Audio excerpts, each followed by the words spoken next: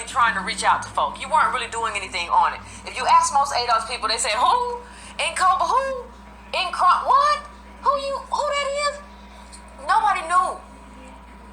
And for me, it's kind of problematic for a number of reasons. The first reason is, if you know you didn't build it, then when somebody shows up to kind of say, oh, we're going to help you build this thing, like you've carved out this space, say, wait a minute, I really didn't.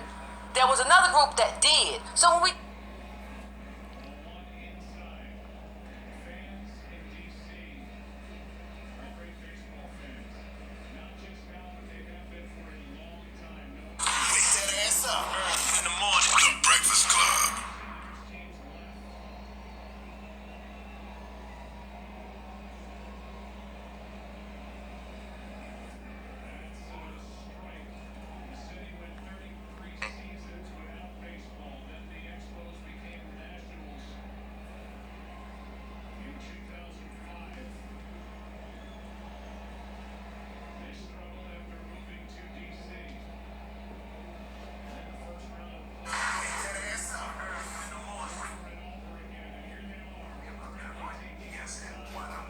about that, which is going to change everybody's perspective.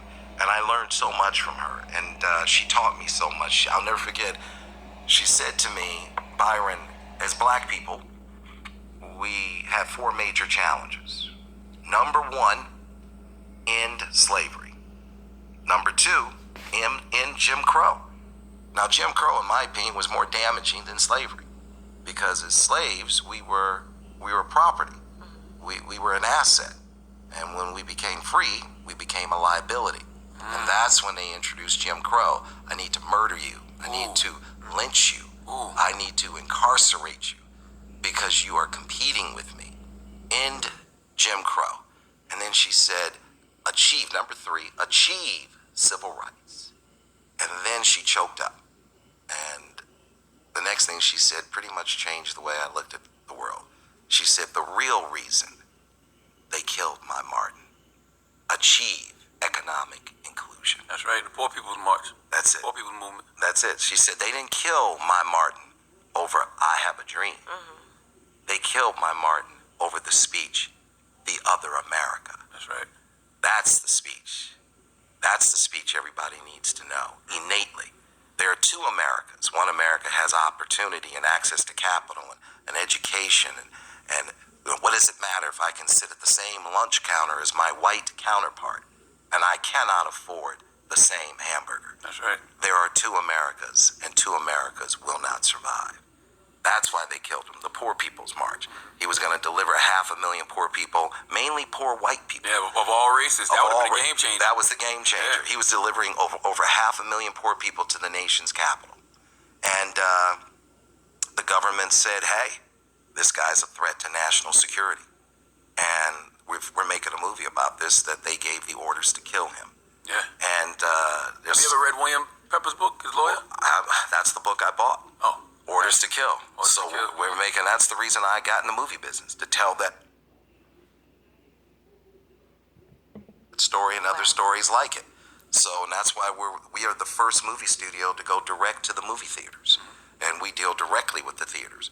So when she told me that, it really changed everything. And I said, you know, you and Martin have done an amazing job.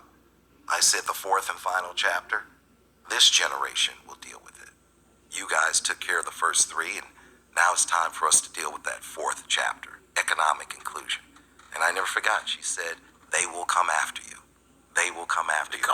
They're kind of coming after you now, right? They always come after me. Yeah. But, you know, listen, people always, I've made it very clear, do not live in fear. You cannot live in fear. You know, I burned my knee pads long ago. You know, a lot of brothers. So a lot of brothers say to me, they're going to blackball you. They're going to blackball you. And I'm like, hey, when your black ass was born, they blackballed you. You just didn't get the email. You were born blackballed. You know, you've been positioned to fail. And you have to recognize where you are. You know, and it took a lot for me to start to see what was going on. Having kids, you know, taking my kids to school, taking my